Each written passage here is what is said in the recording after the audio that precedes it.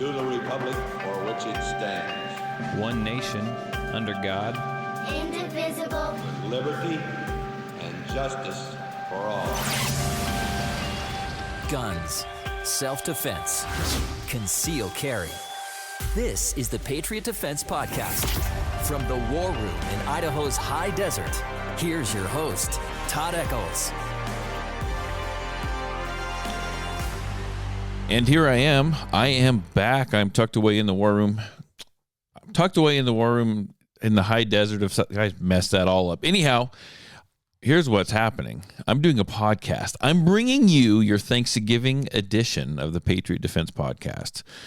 And am I doing it because I've been slacking on podcasts and I just need to get some podcasts out? Maybe. That might be part of it. Part of it might be because I'm hiding from my wife. It is Thanksgiving morning. It is, let me look here. It is 8 o'clock in the morning. People are going to start showing up at my house in a couple hours. And yeah, Thanksgiving is I guess, wonderful. Family comes together. They get together. They fight. They got problems. Everyone talks badly about each other. And then they go home. But up until then, what happens is the wife goes insane and runs around and cleans and tries to make the food. And honestly, I used to like Thanksgiving. I really don't care much for it anymore. And around here, we've kind of just tamed down our Thanksgivings quite a bit. It just gets too chaotic, too hectic, and too stressful, honestly, too stressful. Like this year, we're not even doing a turkey, so there's not a whole lot of food to make. My daughter's boyfriend, he bought some steaks and said, I tell you what, let's have Thanksgiving at your house, because we use my classroom. It's kind of a nice bigger area. It's heated and stuff that we can eat. It's just a little easier than having everyone just shoved into your house. I mean, granted, they'll go in there, but it's just nicer. And he's like, why don't I get some steaks? His mom's coming over. She's going to bring something. I think my wife, she bought a couple pies. I made a pie. She's going to make some potato something or other. And it's just gonna be nice and simple. He's just gonna come over and he's gonna grill steaks. It's like 40 something degrees out right now. So it's kind of like spring, kind of like summer. So I mean, that's how we're spending our Thanksgiving. But Thanksgiving, I still do like it. It used to be one of my favorites, but honestly, not so much anymore. It's just, and maybe it's just my family. I don't know. It seems like, I've got 5 kids. I still have one at home. It seems like, sometimes they get along, sometimes they don't. Some of my daughters are grumpy with one of their sister's husbands or boyfriend. It's always freaking something. So we're just going to come over. Those who want to come over can come over. And then we're going to eat and we're going to shoot. So there we go. We got an upset family members and we're going to get the guns out. Seems like a good mix, doesn't it? Yeah, actually, just going to be a few of us over here today, and we'll shoot guns after we eat, and I don't know, it should be an okay day. But yeah, I'm actually hiding because there's sweeping and mopping going on, and there is dishes and I'm like, ugh. I did my part yesterday, so now I'm just hiding today until everyone comes up, and then when Todd gets overstimulated mentally. Just too much, I will disappear. I will disappear out here with my dogs, and I will lock that door that I'm looking at, and I will turn on Netflix or reload bullets or something. But that's what I'm doing this morning. And I thought, what the heck, we'll just do a Thanksgiving episode, which has nothing to do with Thanksgiving. Has something to do with stuff I've tried to avoid recently, and that is just a lot of like political type clips. But there's some big things going on that I actually have some pretty strong opinions on. Now, you guys all know where I stand on a lot of this, but this is just more things to back up my feelings, back up my thoughts, and it happens to be with the Trump administration. Now, if you're a big Trump fan, this might be where you just shut the show off. I'll be honest, I'm not a Trump fan. I'm not. I've said that numerous times before. We'll say it again. I'm really not a Trump fan. I'm not a Biden fan either, but I'm definitely not a Trump fan. And I'm really not a fan of Pam Bondi, the attorney general that he drug over from the state of Florida, because she honestly is anything anything but Second Amendment friendly. Now, she likes to take on this whole aura of being Second Amendment friendly, right? Because that's what her boss puts out there. That's what Trump puts out there. He puts out this whole thing of being Second Amendment friendly. And they will say all the right things and do some things to give us, well, they won't do what we want them to, but they do little things to make them seem like they are going the way of the people, because honestly, it doesn't take too much to it doesn't take too much to make their MAGA base happy. And it seems like a lot of them kind of are a little bit gullible, in my mind. And they're pretty easy to please. And he knows that, and he plays on that, unfortunately. People, he is not the end-all, be-all. To Trump and his administration is not the end-all, be-all of absolutely everything. Are they better than what we had before? To a certain extent, yes. I will not argue with you on that, because I'm not saying that. But they are not fantastic. They are bureaucrats. They are politicians. I mean, that's what this boils down to. And bureaucrats and politicians are what? Are no good. They're absolutely no good. They just aren't. They have one thing in mind, and that is themselves, that is power, and that is money. And they don't really care about us. If they cared about us, see, I'm all ranting on Thanksgiving now. If they cared about us, we would have cheaper fuel. If they cared about us, we could, afford to buy food for Thanksgiving. If they had cared about us, they would have fixed health care. Like, there's all these things. Like, I'm not living any better now than I was before. And it seems like there was all the promises that were made, like none have really been kept to make my everyday life better, to make my paycheck go further, to make all those things. Like, it's struggling. I mean, it's wild. It's wild to me. And then even some of the local politicians, and I want to call them local MAGA politicians, because that's essentially what they are. They aren't doing anything either. They aren't doing anything either. They just think because their guys in, like, they're good to go, and they can push nonsense bills about reading Bibles in school and turn a blind eye to absolutely everything else. Anything that matters in my everyday life, they just turn a blind eye to, and they don't do anything with. That is wild to me. And I was perusing, whatever, Facebook. And I don't know if you guys are familiar with the guy on social media, personality, a guy on YouTube, and then he goes by Guns and Gadgets. I was looking at one of his posts that he had, his post that he made on X or Twitter or whatever you want to call it. And he made this to Pam Bondi. He says, "Hey, AG Pam Bondi. Challenging states' laws while defending federal gun control laws does not make you pro 2A. It's time that you bureaucrats realize that we are on to you. You are not pro-gun, otherwise you would push every court that is currently reviewing a case challenging a federal gun control law that you are defending, by the way, to overturn those laws as unconstitutional." And that's right. They do all this stuff in the background, and then they drop little bits and pieces to make you go, "Oh, look, he's doing something. They're doing something for the Second Amendment. They're doing something to further my gun rights." I mean, that's how they do this. That's what they do. It's absolutely ridiculous. In fact, hang on. I got a little clip. Actually, I'm going to play right here. I'm going to play this clip. I haven't played a clip in a long time. I actually got my crap together today. I'm going to play this clip, and then I got some stuff that we will talk about. So here we go. Just got to remember which one is which. I think it's this one. Gun Owners of America have been fighting forever. Like, why is Pam Bondi upholding the National Firearms Act of 1934, one of the most outdated, unconstitutional gun control laws? Why is this administration, who by all accounts is very gun friendly, I mean, I shoot with the president's sons regularly, like, why is this being held? This is so frustrating, Carl. I mean, first of all, just to provide some context, GOA led the fight earlier this year to remove the tax on some of the things you're talking about, suppressors, short-barreled firearms. Which we thank you for, by the way.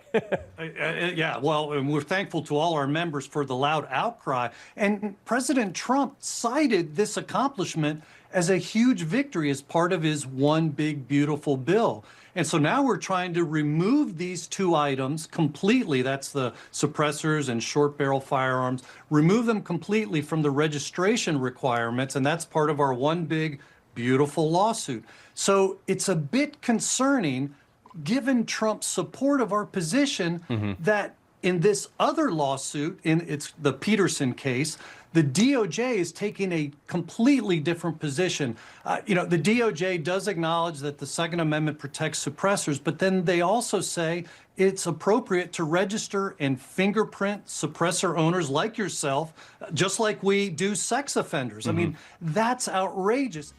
So that's it. They are putting firearm. If you own guns, they are treating firearms owners, those who own guns, those that might own some of these other weapons, right? They are treating you like sex offenders. They are putting you on a list.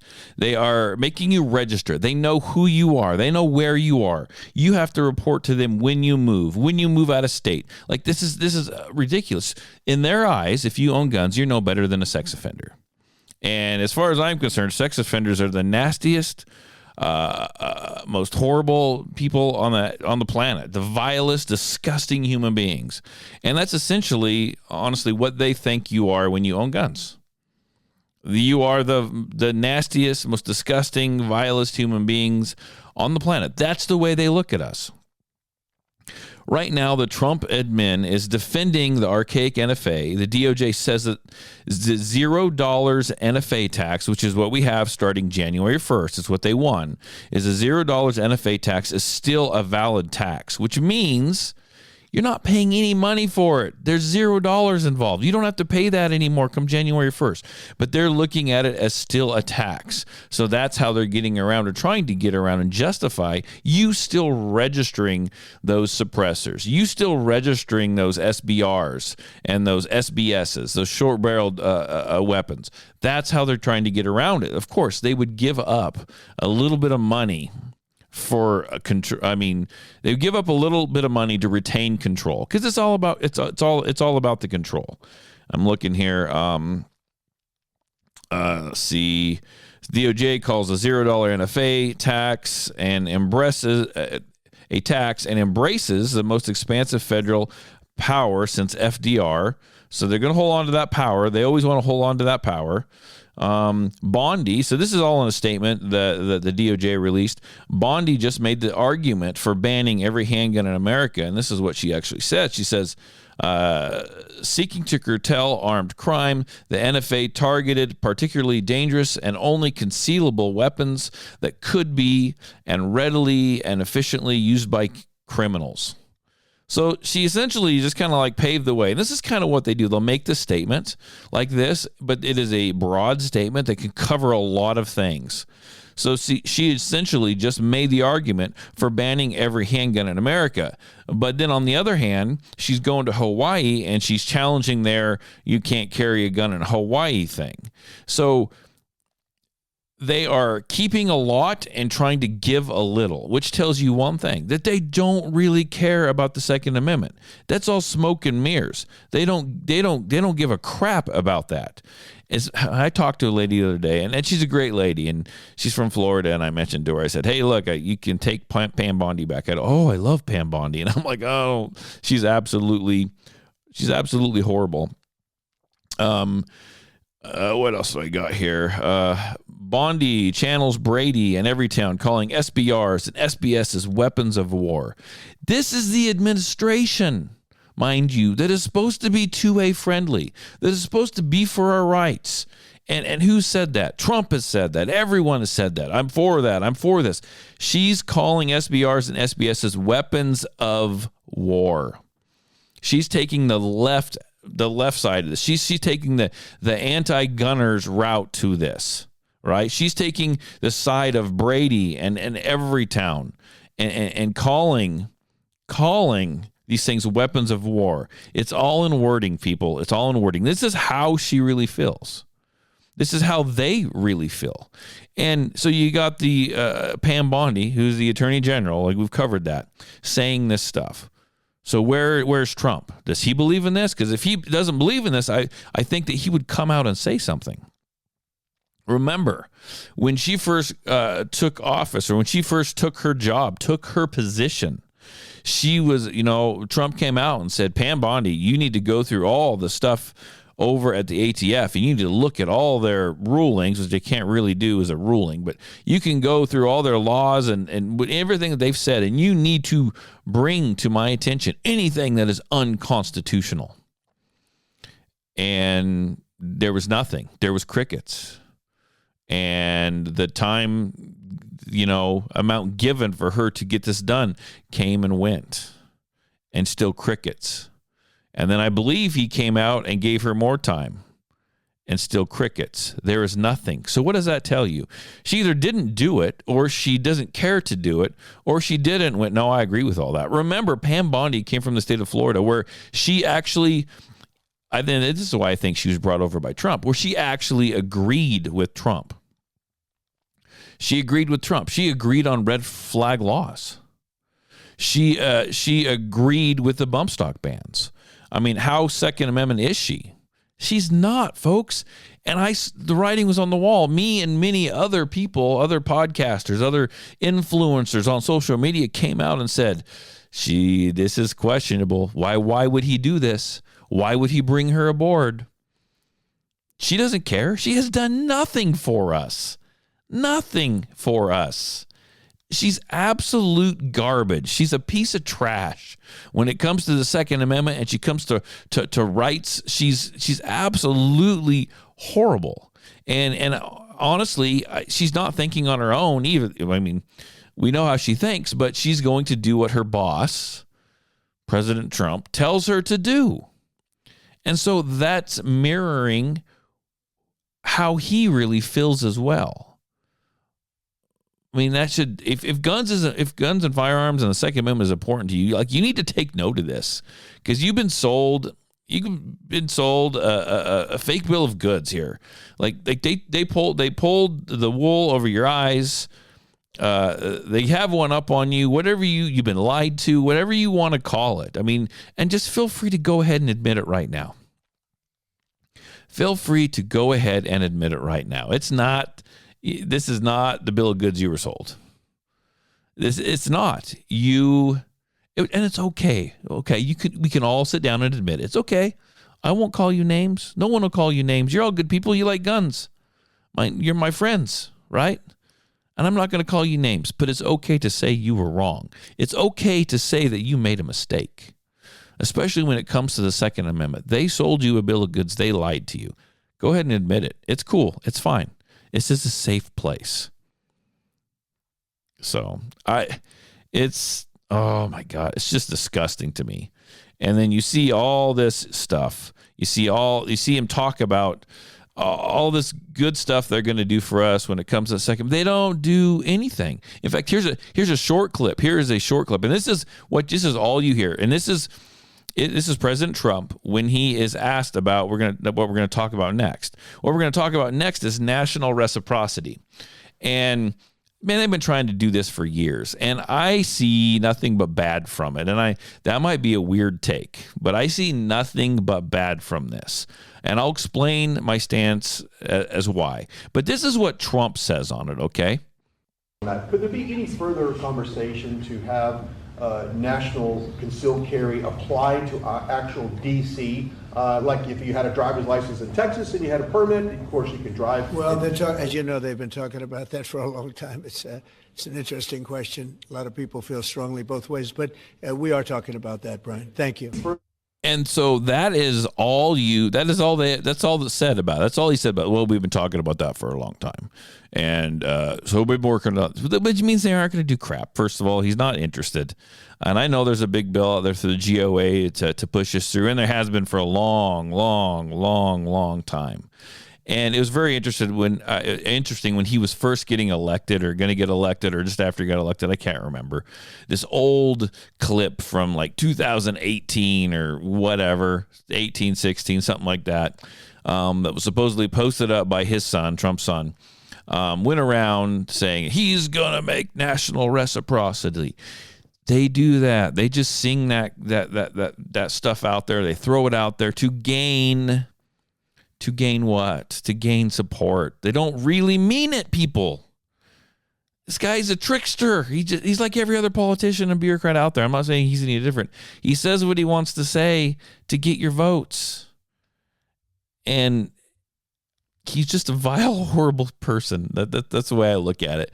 But he says what he wants to get your votes. And so supposedly they're working on, well, he says they're talking about it. That doesn't mean anything. He didn't even go into detail. Now, I got a little report from the GOA that I'll play here that talks about national reciprocity. Now, it's going to vary with the way I think about it, but we'll play this so you can take a listen, and then I'll give you my feelings. I'm sure you already know what they are, but I'll give you my thoughts and feelings on it. Here you go. Today, the United States features a web of different standards regarding carry. Some are constitutional, but some, like those in Hawaii, are anything but. But soon, that could change. And that's all thanks to H.R. 38, the Constitutional Concealed Carry Reciprocity Act. This bill will allow for those who can legally carry a firearm in their home state to carry in other states with their state permit. Or, if you're from a constitutional carry state, with your driver's license. For gun owners, this is something that's been long overdue. For years, the United States has been a mess of different laws, standards, and requirements for even receiving a permit at all. But that all changed with the landmark case, New York State Rifle Pistol Association v. Bruin, where the Supreme Court acknowledged that the Second Amendment extended outside of the home. This forced anti-gun states like New York, California, Hawaii, and others to begin issuing concealed carry permits to anyone who could legally own a firearm. And in the meantime, in more pro-gun states, the constitutional carry movement gained a ton of traction, with more than half the country now having some sort of permitless carry standard. But the reciprocity problem remains. Unlike a driver's license, many concealed carry permits are not valid in other states. For example, many anti-gun states, like New York and California, refuse to recognize carry permits from any other state whatsoever. On top of that, it was only recently, and thanks to GOA lawsuits, that New York and California would even issue a non-resident permit at all. That meant for gun owners planning on traveling, carrying a firearm to the wrong state with the wrong permit could result in an arrest. Why would it be that states can recognize a driver's license from anywhere in the country, but not a concealed carry permit?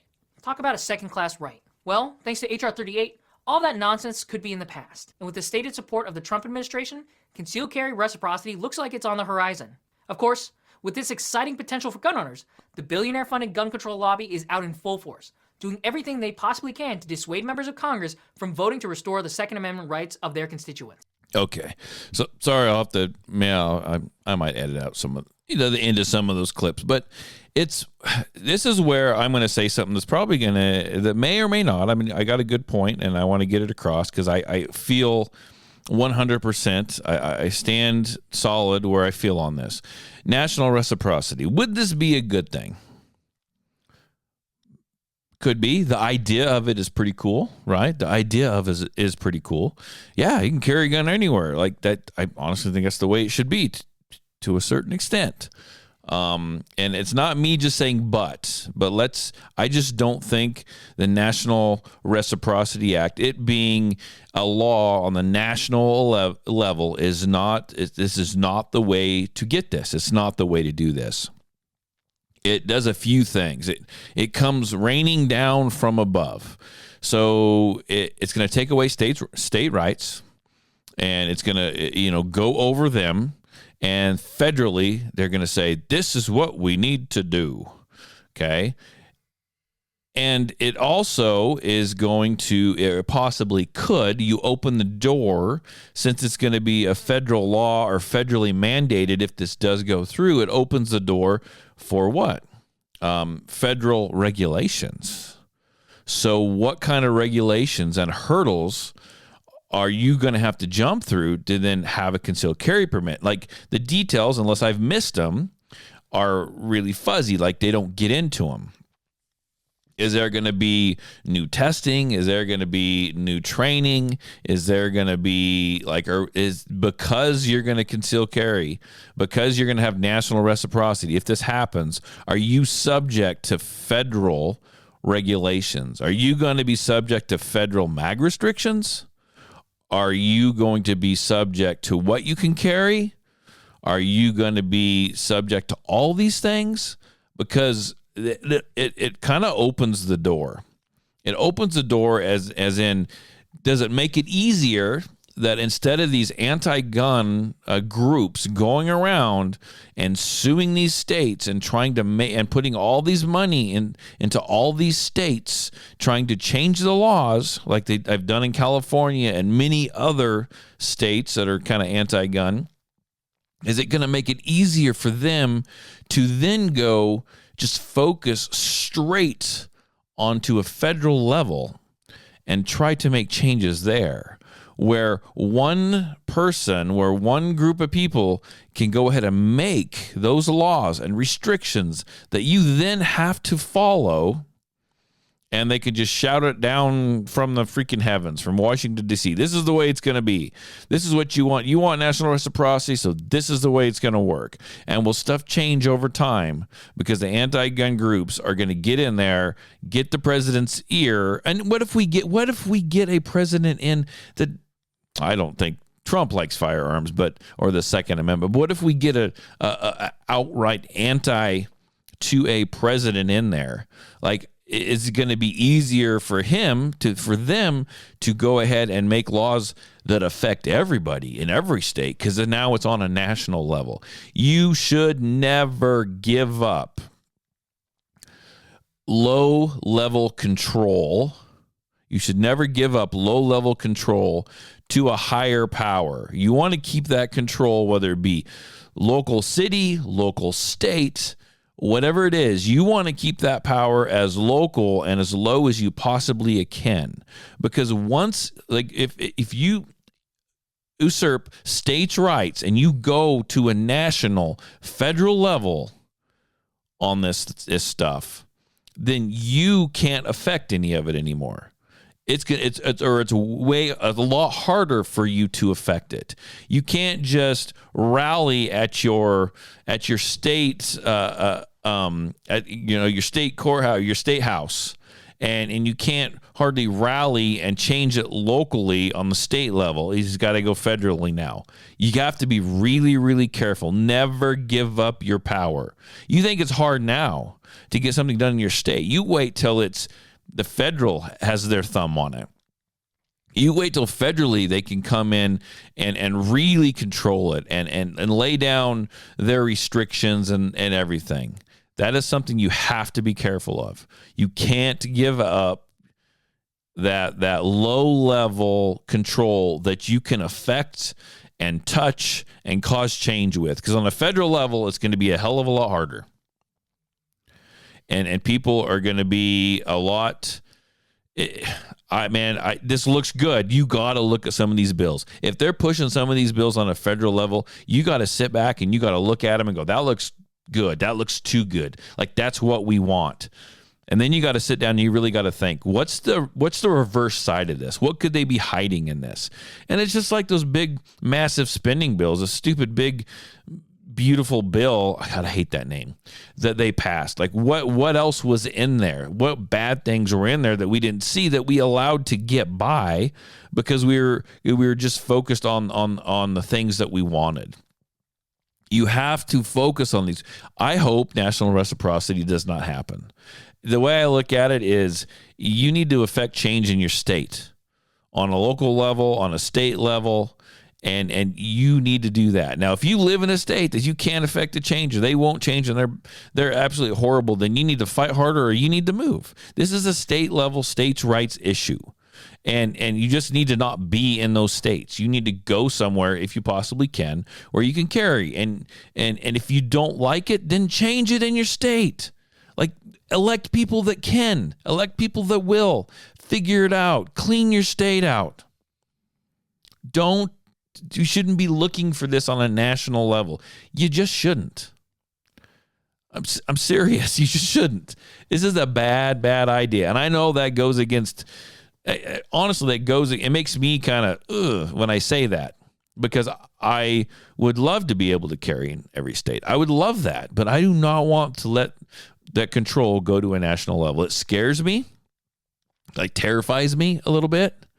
And so, yeah, it does. It terrifies me. And we shouldn't do that. And you should be terrified as well. It's not, we need to take the blinders off just because you got your guy in, the guy that you want there. First of all, he's not all for the Second Amendment. His attorney general is trash. He's a horrible, disgusting, vile human being. Like he really is. The attorney general is, and so is the president. Okay. And just because he's there doesn't mean everything's going to be perfect. He's only going to be in there for 3 more years. Then who are we going to get in there? J.D. Vance? Oh, Lord help us.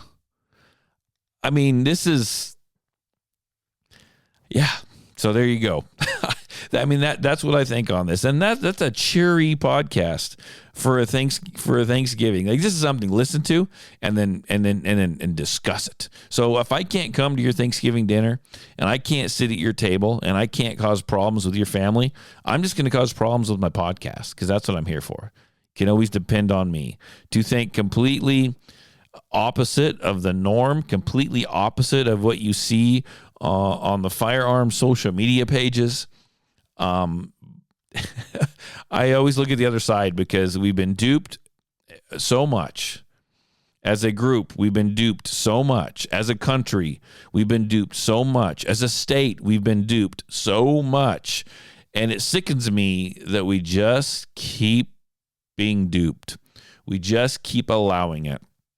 We just keep falling for it. It's absolutely disgusting. And it kind of needs to stop. Like, some of this worship level stuff that we have for our leaders is absolutely ridiculous. And this is where I'm not religious. I don't even know that I believe in God, folks, and I'm okay with that. I'm okay that you do, but I know where I stand and I know where I am. But I'm going to say I was religious long enough to know that we have to be very careful when we hold these politicians and these people and these leaders up on pedestals and turn them into some kind of God.